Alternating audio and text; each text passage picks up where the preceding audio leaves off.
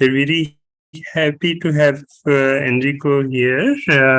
So we've had one talk on Quarkonia with the focus a little bit on star results, and Enrico will give us slightly different perspective, a broader perspective on Quarkonia. So with that, I'll give the floor to Enrico. Just one comment. So if you have a short question, you can raise your hand during the talk, and we can try to take the question. But if it's a long discussion, we'll have time at the end, and we can discuss those things at the end.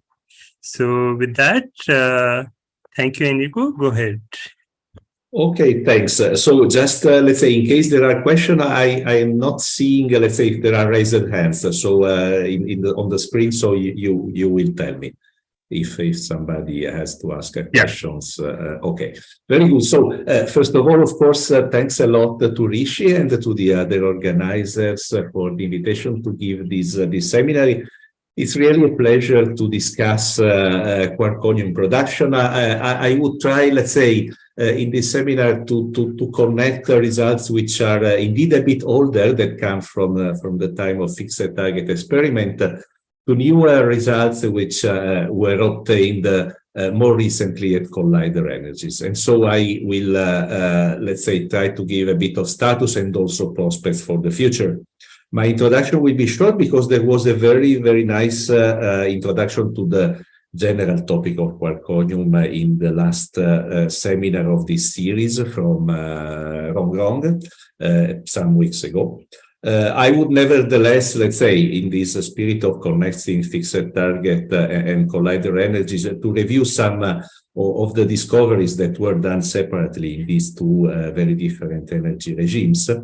But then I've chosen to focus mainly on the study of one state, one excited charmonium state, the Psi 2s, for which there are all the results, but there are also recent results at the LHC energy. And finally, of course, give some prospects for the future measurement.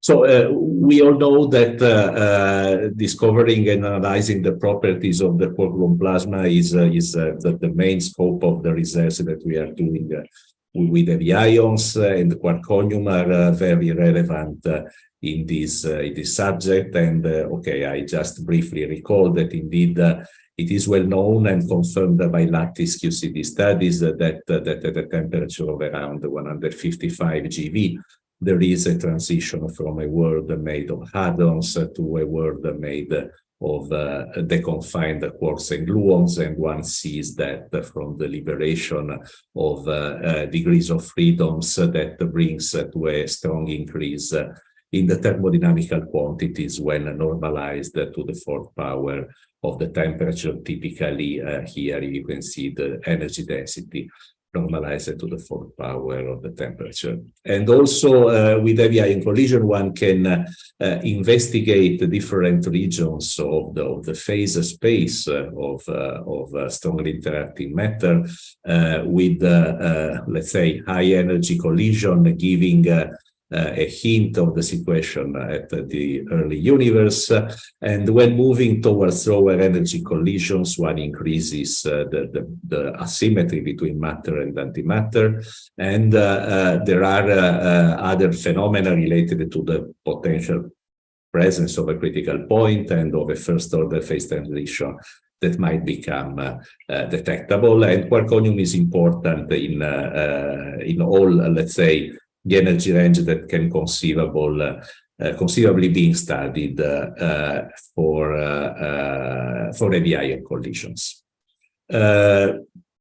Production of Quarkonia in the frame of heavy ion collision is rather well known. Let me simply recall here that Quarkonium are believed actually are produced in the very first hard interaction between the constituents of the colliding nuclei.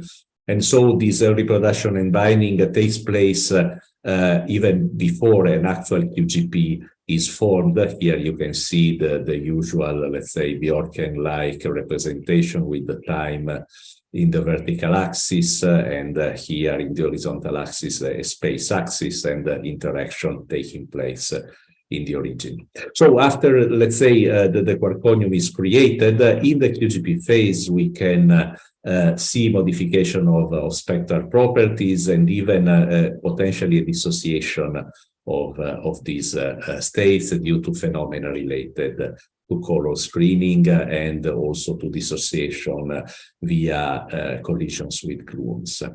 When the QGP cools down and the hadrons have to reappear, recombination effects might be important, and there is a small but finite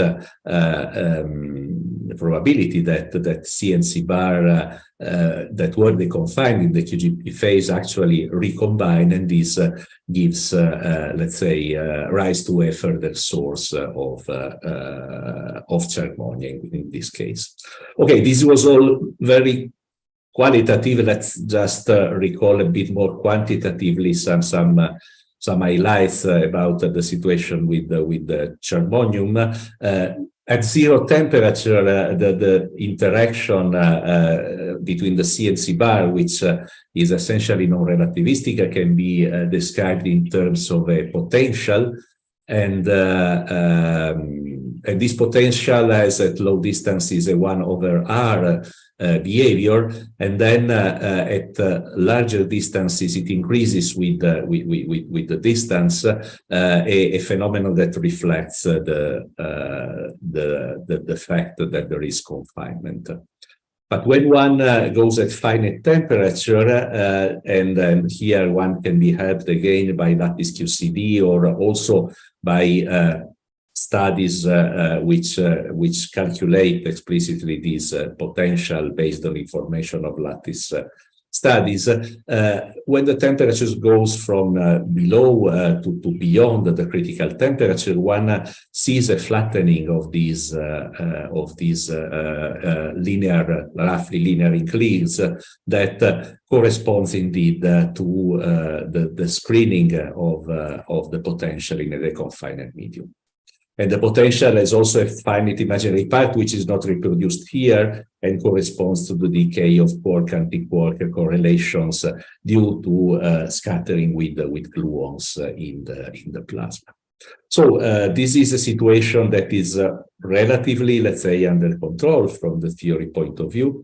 And also for the other mechanism that I mentioned, the regeneration, then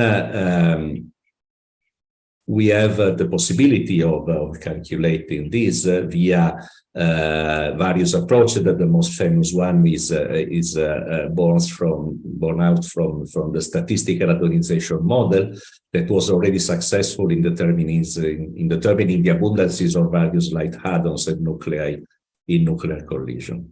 This is now extended to the charm sector, assuming thermal distributions and also fixing the total charm content of the fireball to the measured charm cross-section, allowing in this way quantitative predictions. And so there are indeed several predictions for the various states that are related to this probability of recombination at hadronization.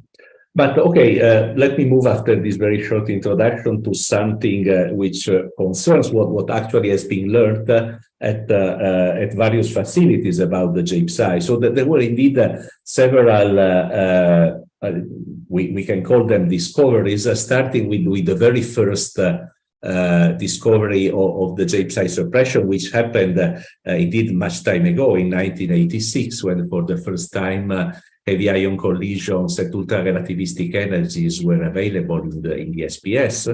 And the NA38 experiment at that time, by separating peripheral from central events, measuring centrality with the transverse energy in a calorimeter, was able to show that the ratio between the yield of the JPSI and the underlying continuum was decreasing from peripheral to central collision. This was the first evidence for suppression. It was considered immediately as a kind of smoking gun for the quark-gluon plasma production. But it was also very soon discovered that this, let's say, is not so easy in a sense, because when one looks at the results that were available at that time for proton-nucleus collision, and one plots the evolution of this ratio between J psi and continuum as a function of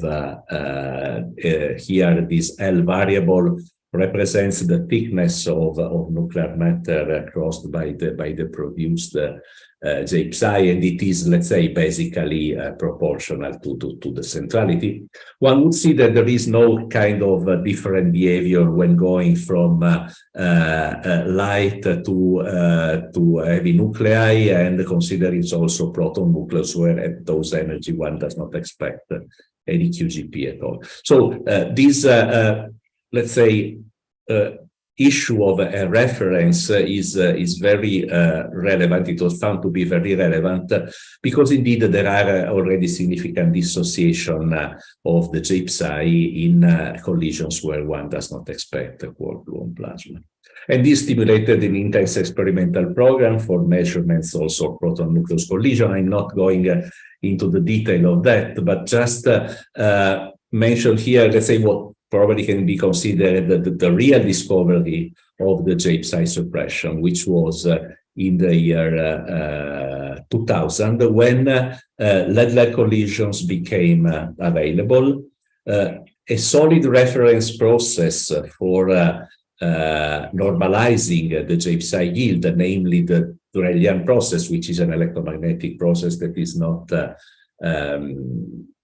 it is not influenced by the presence of the Quark-Gluon plasma, is considered, and also a solid reference for cold nuclear matter effect was built. When looking at the J psi over Durellian ratio in lead-lead collision and comparing this with this reference, one sees that there is indeed an extra suppression, which was reaching about 30–40% for central lead-lead collision. This is not a complete suppression, but so it could be simply due to the disappearance, not really of directly produced J psi, but the J psi from the decays of the Chi-C and the psi-2s state, excited states which have a smaller binding energy than the J psi, but a decay into J psi. So if these states are suppressed in the Quark-Gluon plasma, then we are not seeing anymore the J psi which come from their decay. So the role of these excited states is indeed crucial for the overall interpretation, and so it is indeed something that deserves accurate studies. And finally, let's say after the discovery of the suppression, there was also the discovery of the regeneration, and these after let's say there were hints from RIC experiments. This was let's say convincingly proved when considering the evolution of the nuclear modification factor, which expresses the degree of suppression with respect to PP collision, from SPS to RIC and finally to LHC energies, and this increase, so this let's say less suppression that was observed indeed can be related to the regeneration. And also another sign of the regeneration is the fact that this suppression of the J psi tends to cancel when the transverse momentum becomes very low, and this is due to the fact that indeed since charm quarks are more easily produced at low PT, there is a larger abundance at low PT, and so the recombination effect has to be more important at low PT. So this is by all means an important discovery, because it demonstrates the confinement in itself. Because if you have such an effect, this means that the colored partons, and in particular the charm quarks, can move over distances which are much larger than the hadronic scale over which they were created. So let's say this was the situation. You can see that let's say the models can reproduce these data rather nicely, in particular in the low PT region.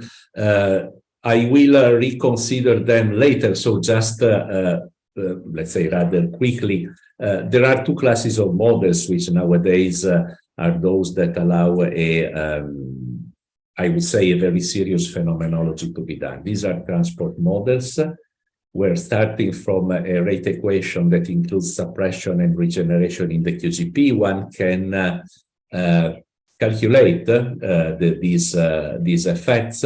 And for the suppression, there is a strong connection with the potentials which are calculated in the frame of lattice QCD, while the regeneration effects have to be tuned by knowing the actual abundance of charm quarks, and this is something that comes from the actual measurement.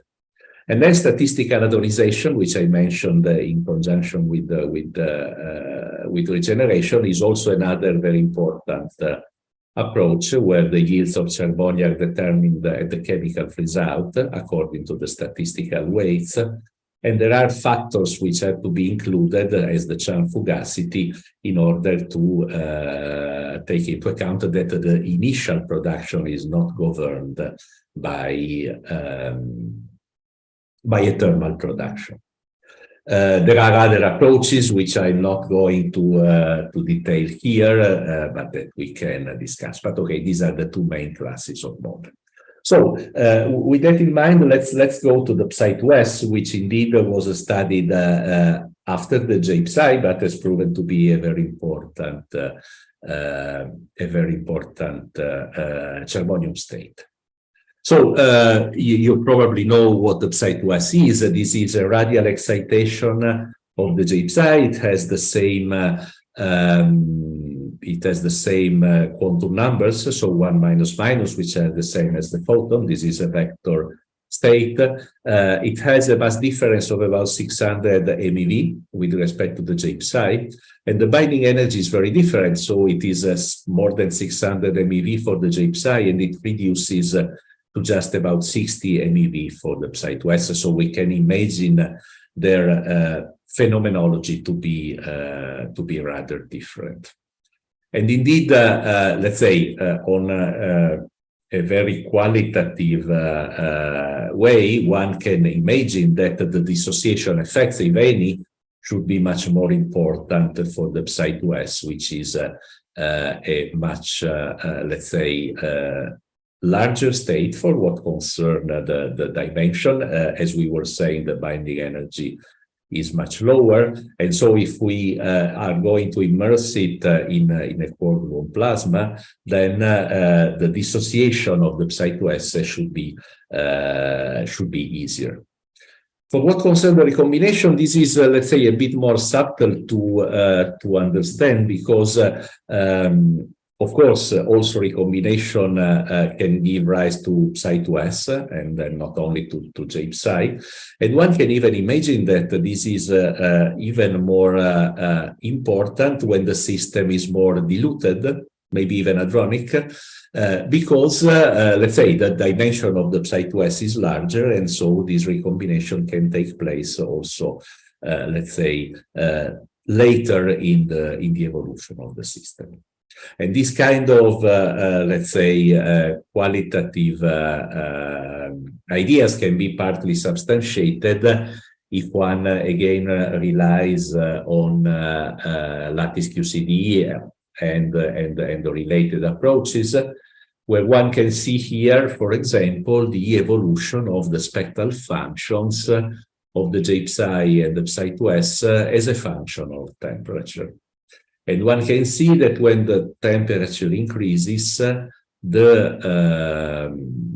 JPSI is much more robust with respect to this modification induced by the presence of a Quark-Gluon plasma at high temperature, because the spectral function for the Psi2S tends to dissolve at lower temperature with respect to the JPSI. There are also, let's say, these effects can be quantified, for example, looking at the evolution of the mass and the width of the J psi and the psi2s with temperature, with the tendency, again, from these models to have a reduction of the mass in the medium for both states, and also a significant increase for both states of the corresponding width. So this, let's say, confirms more or less the qualitative discussion that we had in the previous slide.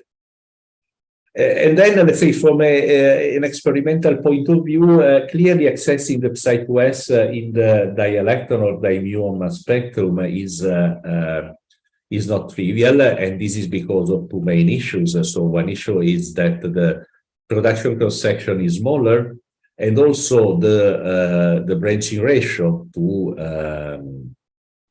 muon pairs becomes smaller by almost an order of magnitude. So all in all, let's say, in the dimuon spectrum, the psi prime is produced with the 1% probability of the order of 1% with respect to the J psi. This, let's say, also shows that mass resolution for an experiment looking at the psi2s is really a must. Here I show some results from older experiment, which, for example, with the resolution of 300 MeV, were not able to see any psi2s signal.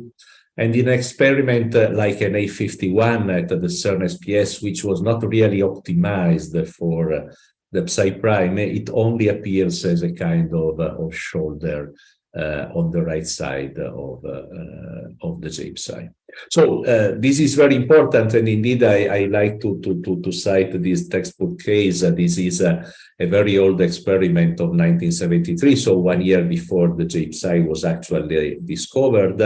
And so this experiment was looking at the dimuon spectrum. It was seeing this structure, but due to the fact that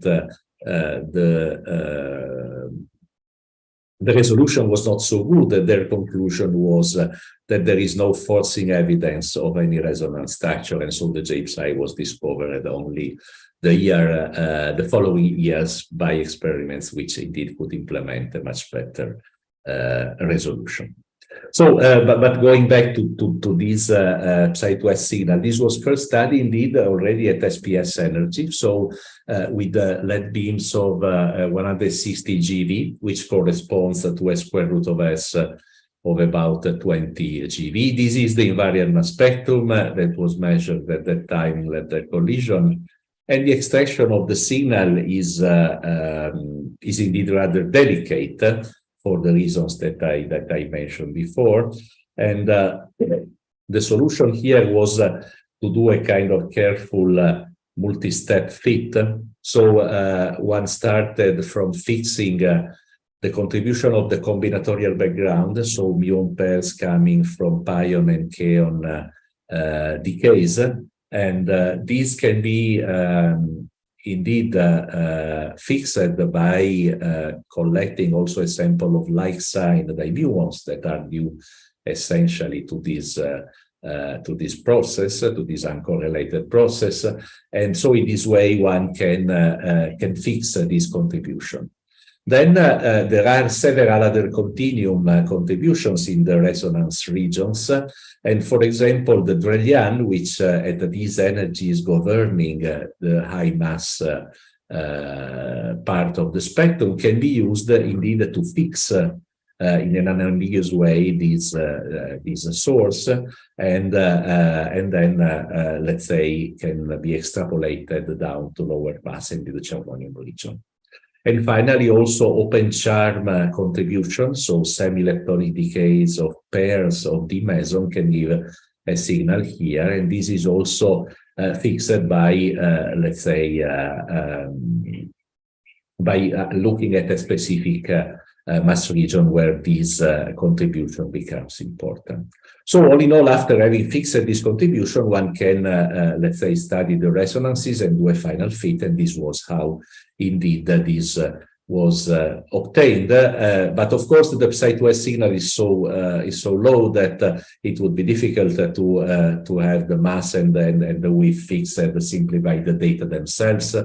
And so one relies on the much more visible J-psi state to fix the parameters for the mass and sigma of the J-psi and the psi2s. So let's go now to some result. We have seen for the J-psi that it is important to have a proper cold nuclear matter reference, so a reference that is related to non-Quark-Gluon plasma effects. If one takes the result at the SPS energy from the NA50 experiment on lead for the J-psi and the psi2s, one sees that starting from a certain value of this L variable, which is related to the centrality, an anomalous suppression starts to appear. For the J-psi, this reaches about 40%, as we have seen a while ago. And one can see that for the psi2s, this, let's say, starts for more peripheral collision, and it is much stronger. It reaches a factor 5 for central collision. So this, let's say, can be considered by all means the first discovery of a sequential suppression of quarkonium states. More recently, this has been studied in the bottomonium sector, mainly first by CMS and then by the other experiments. But the first observation of this sequential suppression of the psi2s came much time before at fixed target energies. And these results were already at that time compared with nucleus results. With results from theory calculations. Here, these results refer to the ratio between the psi prime and the J-psi yields. And this as a function of the centrality of the collisions here expressed in terms of the number of participant nucleons shows a strong decrease from peripheral to central that was fairly reproduced by the transport models and also fairly reproduced by the statistical hadronization model. So again, both kind of models were able to reproduce these results for the psi2s at fixed target energy, similar to what they do at LAC energy for what concerns the J-psi. But still, the suppression, the strongest suppression of psi2s was, let's say, unequivocally demonstrated already at those energy. So what remains to be done when one moves to collider experiments? Indeed, this remains a very interesting topic, and I will try to show why.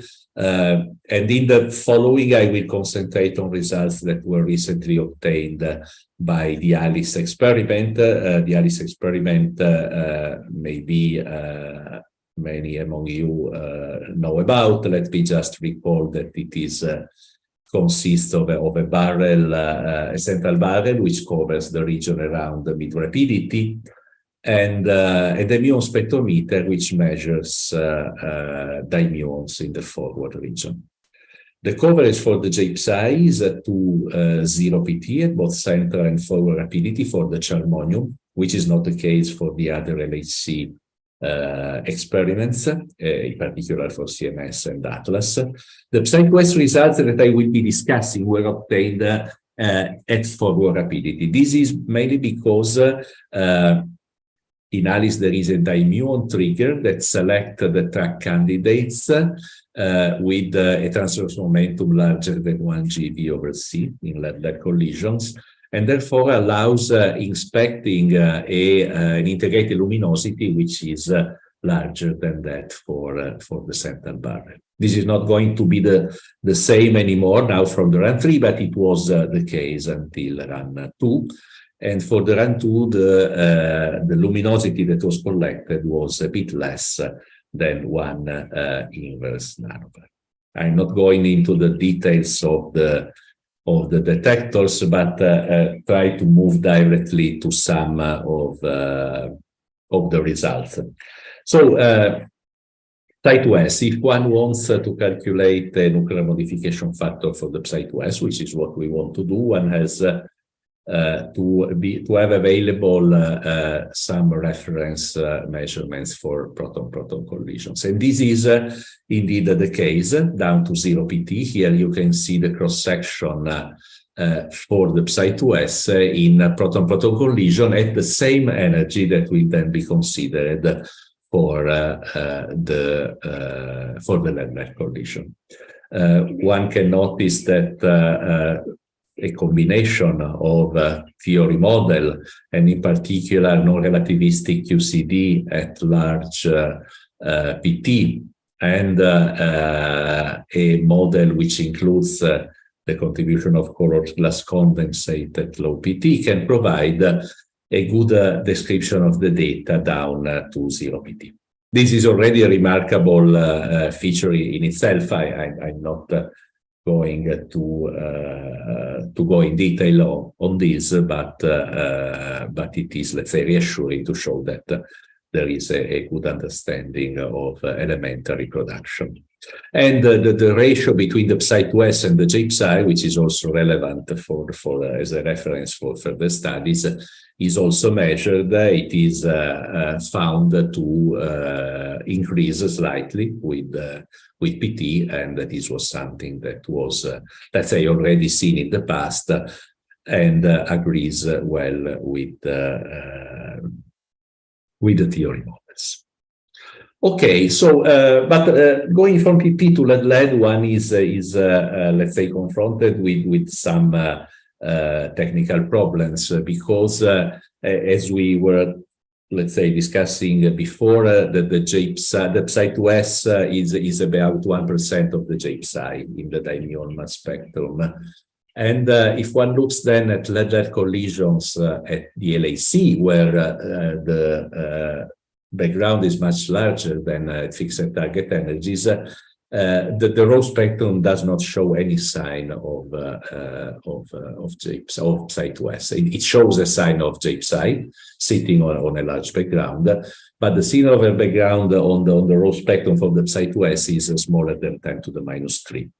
And indeed, one can try a fitting approach, which was attempted.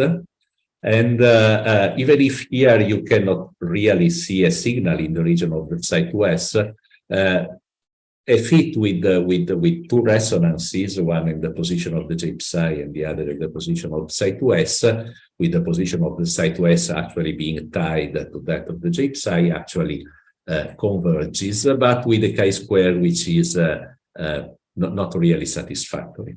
So one gets the impression that there is no real sensitivity in this approach to the yield of the Psi2S. And this is demonstrated by the fact that, for example, if now I assume that this Psi2S signal goes up by a factor 7, and we assume that we impose 15,000 Psi2S, one sees that the quality of the fit is not, let's say, being still much worse. So indeed, it's difficult here with this kind of fit to the raw spectrum to single out the contribution of the Psi2S. And so what one can do is to resort to a mixed event techniques. Mixed event techniques allows us to mix muons from different events after dividing the sample in classes of similar centrality and kinematics. And in this way, one can indeed subtract most of the background. Here, the blue represents the original raw spectrum, and this is the background that one can obtain with this mixed event technique. You cannot see very much here, but oops, sorry. But indeed, if one looks, for example, a zoom in the Psi-2S region, one sees that there is indeed a small excess remaining, and after subtraction, one can finally see a convincing signal. This is anyway not a very let's say large signal, but let's say we have improved by a factor 400 the signal over background with respect to the raw spectrum. So in this way, the chi-square over number of degrees of freedom becomes more acceptable, and basically, in the end, it is possible to do this measurement at LHC energy. This, it is important to note, is going down to 0 PT, and the region of low PT is the one that is more difficult, the one not explored by ATLAS and CMS. And so, let's say, in terms of signal over background, is also the more demanding. And so, let's say, it was possible to extract, for example, the nuclear modification factor as a function of PT, also for the Psi-2S, which here is compared with the one for the J-Psi. I recall you that here we are at forward rapidity and not at central rapidity. And so you may remember a few slides ago that for the central rapidity, the J-Psi RAA went up to 1. This is not the case at forward rapidity, simply because the recombination effects are not as strong as at mid rapidity, where there is an even larger yield of charm quarks. But still, one can see the typical rise due to the regeneration. What it is interesting to know is that exactly the same kind of rise is visible for the Psi-2S. So here, for the first time, we see an indication, if not an evidence, because the uncertainties are still relatively large, for the regeneration of the Psi-2S. And then, let's say, at larger PT, there is a very strong suppression, stronger for the Psi-2S than for the J-Psi. And one can see that results at higher PT from CMS are in remarkably good agreement with those of ALICE, in spite of the fact that they correspond to different rapidity region. So that's an interesting result, and it was compared with the models. We have here the comparison available with the transport model, and these reproduce well not only the J-Psi result, but also the Psi-2S result within, of course, the uncertainties. So also this increase seems to be understood also from the theory point of view. Okay, can you still hear me? Yeah. Okay, because because unfortunately my headset had the battery low. So okay, so I will continue without them, and okay, I'm glad that you can still hear me. Yeah. So after discussing the nuclear modification factor as a function of transverse momentum, this was studied also as a function of the centrality of the collision. As a function of the centrality of the collision, it could be interesting here to compare the old results of fixed target experiments with these new results from collider experiments on the ratio between the Psi-2S and the J-Psi cross-section. These show that there is a larger value of the Psi-2S over J-Psi ratio at collider energy. So this could be also related to the presence of recombination, which is not present at fixed target energy, because there the amount, the multiplicity of charm quark that one can produce is very low. What one can also do is build the so-called double ratio, where the ratio between Psi-2S and J-Psi cross-section is normalized to the corresponding reference quantity for PP.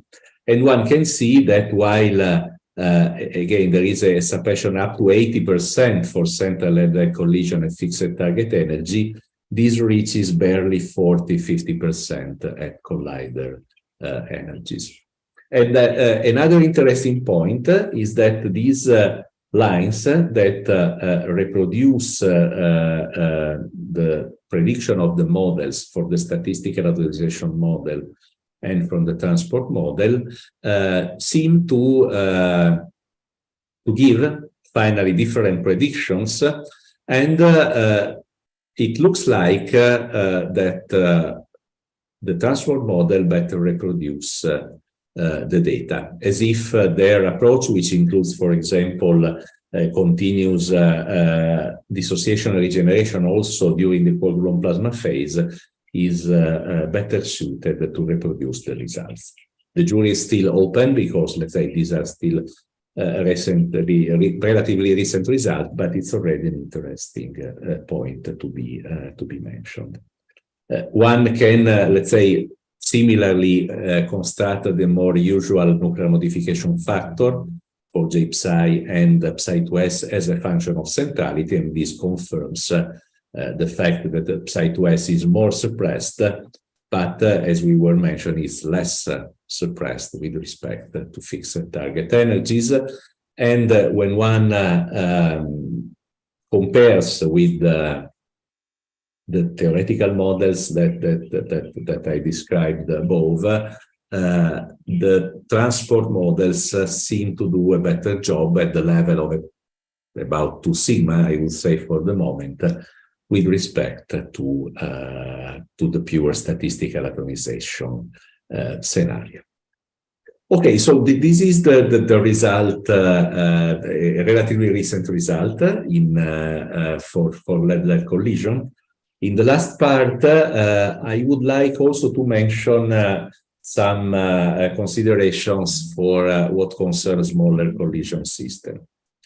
This is because, as you probably all know, in small system, in collision of small system, proton nucleus and high multiplicity proton-proton, there were effects which reminds effects of QGP that were discovered at LHC energies.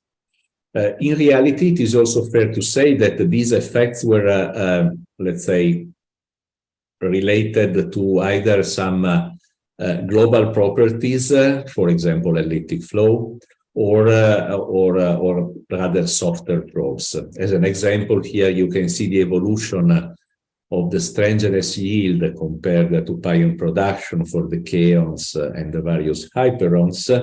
And this shows no discontinuity at all when moving from PP collision with relatively low multiplicity to PP collision with high multiplicity, P-lead and lead-lead. So this led to the possibility that already in small collision system there are effects related to the production of a system with characteristics of a Quark-Gluon plasma. We may wonder if we see also such effects in the germanium sector, and the psi2s it's very good for that, because the J-psi is an extremely tightly bound system, which so it needs very hard gluons, for example, to dissociate it. While the psi2s, which has about 60 MeV binding energy, could be an interesting test. And okay, so this I will try to show some of the results and then make also some considerations. Indeed, in proton-lead collisions, the production of the psi2s was measured both at both 5 and 8 TeV energies, but the results, okay, are very similar. What is important is that if you take the ratio of psi2s over J-psi at LHC energy in P-lead and in PP, they are quite different. In PP, you have a value which is about 2-point-something%. And you can see that as a function of the centrality of the proton-lead collision, one sees a rather strong decreasing effect. And this strong decreasing effect is essentially due to the psi2s and not to the J-psi. On the right plot, I show to you separately what was called in the Alice language QP-LED, which is basically an RP-LED, a nuclear modification factor for p-LED collision. And for the J-psi in red, there is basically no suppression, even some enhancement due likely to some anti-shadowing effects. While for the Psi2S, one observes a suppression in spite of the fact that the pure core nuclear matter effect should be similar for the two resonances. So this result is important because it represents an evidence for final states effects on the Psi2S. Is this final state effects a dissociation in a Quark-Gluon plasma created in proton-LED collision? This is, let's say, not easy to conclude. But it's also true that some of these models include a short-lived Quark-Gluon plasma in proton-LED collisions and are describing the data for the Psi2S. So this is an interesting hint, and one is then tempted to see what happens if one goes even lower in size of the collision system, so to proton-proton collisions. And this is the result for the PP collision as a function of let's call it relative multiplicity. So one takes a multiplicity, hadronic multiplicity class, and one normalizes to the corresponding average multiplicity for a PP collision. And this is the ratio of the Psi2S over J-psi, again normalized to its average value as a function of centrality. So on the vertical axis, this stays, let's say, not far from one. But on the other end, if one should fit these points with a linearly decreasing straight line, one could find an indication for about a 15% decrease with a significance of a bit more than 2 sigma. What is the absolute multiplicity corresponding to this data? These I tentatively added an axis here, where you can see that it goes from a few, let's say, charged particle to more than 30 for the high multiplicity. We can see, let's say, what is the corresponding number for the multiplicity for proton-LED collisions that we have discussed before.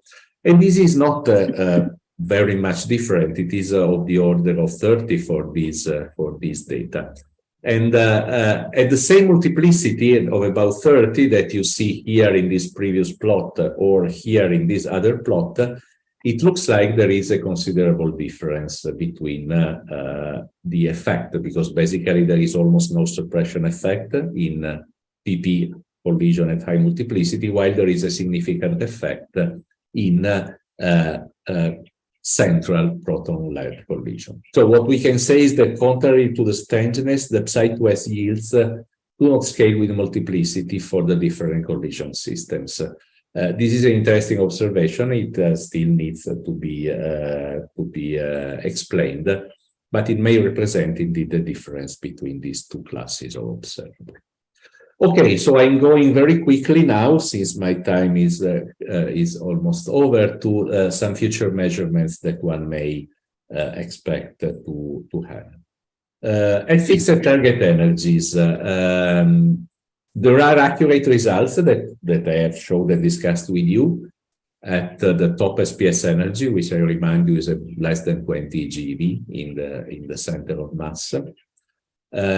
One may wonder, since at those energies there is already a significant suppression, if one can detect an onset for the charmonium suppression by going lower in energy. And so there is a project which is called for the moment NA60 Plus, which is let's say, a state-of-the-art version of an older experiment that took data about 20 years ago at the SPS, that aims at the measurement not only of the J-psi Psi2S, but also of other hard and electromagnetic probes below top SPS energy. This has submitted a letter of intent recently, and you can find here the reference. Let me just show one physics performance plot from this project. Here you can see by, let's say, doing some assumption, and mainly that there is already a certain suppression for the psi2s with respect to the J-psi in PA collision, and then assuming that an extra suppression sets in central lead-lead collision, one can see which would be the accuracy of this measurement from top SPS energy to lower SPS energy. One can see that the measurement is still feasible, at least down to 150 GeV. It starts to become less easy at 80 GeV, where one would probably need more data. But let's say this gives the possibility of investigating the onset of the psi2s suppression that has to occur at low energy.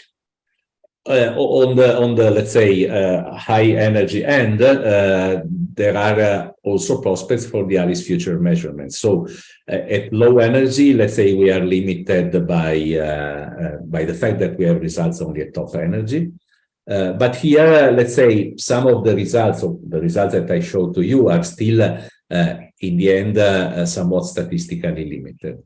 And so one has to go to run 3 and try to increase by about a factor of 20 the lead-lead integrated luminosity, and not only, but improve the tracking, and this is now possible in the central barrel due to the presence of a new upgraded inner tracker. But also at forward rapidities, there are planes of silicon made with the same technology of the central barrel detectors, the so-called mu forward tracker, and these would enable the separation of prompt and non-prompt production, which was indeed not possible until now in Alice, but also again improve, for example, the resolution, which, as we discussed, is very important for the measurement of resonances where the signal of a background level is quite low. So there is this possibility of extending the studies to mid-rapidity where they were still not done, and also reduce the uncertainties at forward rapidity. My last slide presents some conclusion. So for the having Quarkonium, okay, it is, I would say, known that this is among the most interesting tools for the QGP studies. There were early discoveries at the SPS energy, the anomalous J-psi suppression in particular. And then Rick and LAC have, in the years, validated a picture where there is a competition between suppression and regeneration effect, and these can describe the data rather well quantitatively. But the excited Quarkonium states are a very important tool due to the different radius and binding energies. They probe each one in a different way, the characteristics of the Quark-Gluon Plasma. What is known in the germanium sector is that there is a stronger suppression of psi2s at a fixed target energy, stronger with respect to the J-psi. And the Alice results have now shown for the first time also an indication of the regeneration of psi2s. There are no results for the moment for the Chi-C, which is another very important and interesting state, which decays in J-psi plus photon, which is not easy to detect. And this is something which also is in the program for the future. And indeed, at fixed target, as I just mentioned, we want to go to low SPS energy, looking for the onset of suppression, and that the collider increased by a very large factor the statistics, and in this way allowing precision studies. And okay, this was my last slide. Thanks for your attention. Thanks, Enrico. I enjoyed it quite a bit. Are there any questions? May I ask something? Sure. Yeah, go ahead. Actually, sorry, it's to the chair. Yeah. So I didn't Can you tell me, so what's your conclusion from this picture that you presented about the small system? So in strangeness, we are essentially seeing a picture which is consistent with some QGP in smaller systems, but a different picture for the JSI and Psi2S, where you essentially said that everything can be explained by final state interaction. So how do we go back and reinterpret the strangeness results, or what is your take on the? Yeah. No, okay. I would say that this is by no means something which is final, and it is not even, let's say, some kind of official opinion of the Alice experiment. So this is just a kind of discussion that we have now. Let's say, for the strangeness, indeed, there is this continuous increase. The only point that here I wanted to make, or better, these are 2 points, is that there is a strong final state effect on the Psi2S, and so this has to imply that there is a somewhat dense system with which the Psi2S is interacting. Whether this is a hadronic environment, a strongly interacting hadronic environment, or a real Quark-Gluon plasma, this is difficult to say at this stage. I would say there is no smoking gun for concluding, but for sure this shows that one has also in the proton-nucleus collision a system that can indeed act and distract an already created object. And on the other end, in proton-proton collisions, it seems that these effects, if they are present, are relatively lower. So what happens in PP collisions at a given relatively high multiplicity is less strong than what happens in proton-nucleus collision at more or less the same hadronic multiplicity, as if the system created in the proton-nucleus collision is more effective in destroying the Psi2S with respect to what happens for PP collision. But to my knowledge, let's say, there is no, for the moment, very, let's say, not final and not even, let's say, very complete analysis of this. From the point of view of these co-mover models that is, let's say, based on the production, indeed, of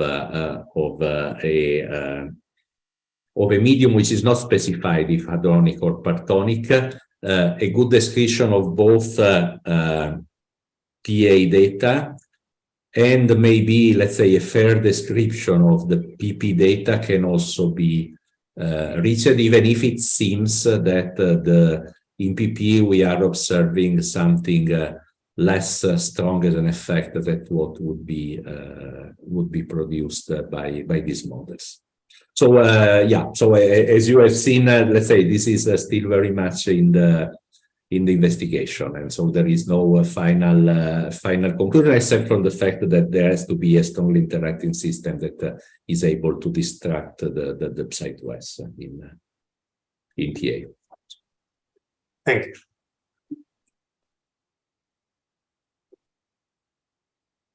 Okay, any other questions? Okay, so I had one naive question. You had this variable L, which you showed also for fixed targets in particular. Can you say a bit more on what it corresponds to yes, physically? Sure. No. It has a physics meaning. It corresponds to take, for example, a proton-nucleus collision. Then L is the thickness of nuclear matter, which is crossed by the CC bar, the average thickness of nuclear matter crossed by the CC bar state in its way through the nucleus. So you can imagine that you have a central proton-lead collision. This L is maximal, and corresponds to the diameter of the nucleus, or let's say, when one averages over the creation point of the scission is less than that, but it is proportional to the centrality of the collision. And the same thing happens for lead-lead collisions. It is it can be calculated simply in the frame of the Glauber model.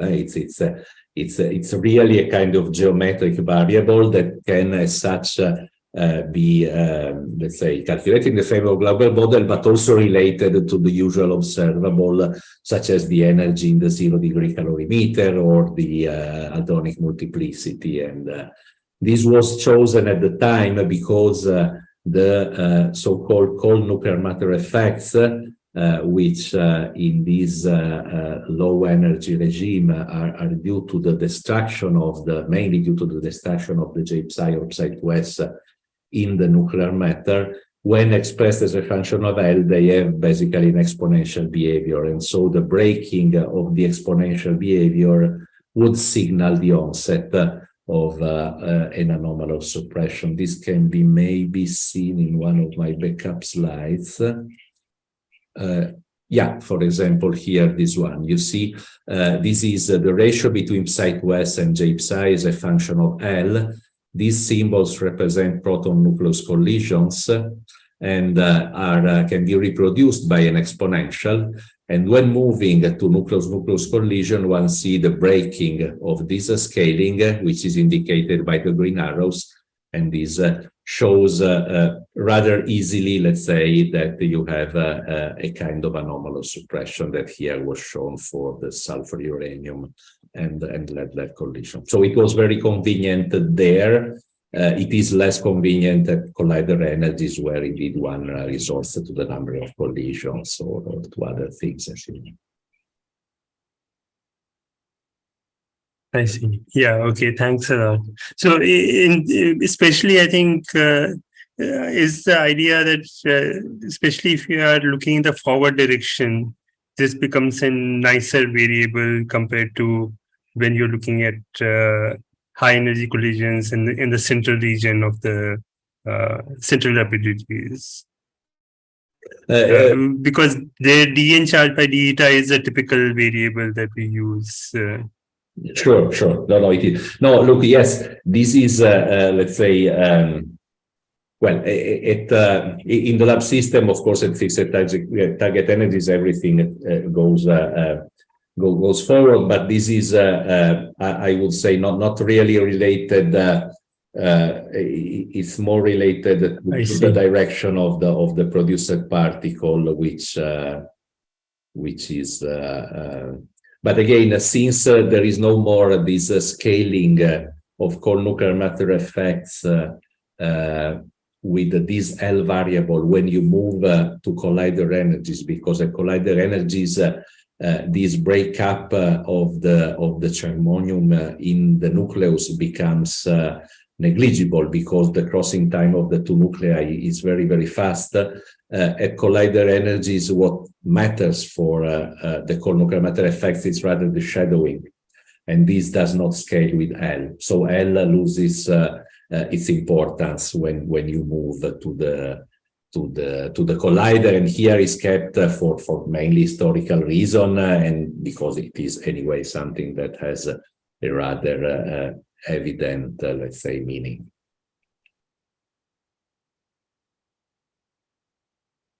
Okay, thank you.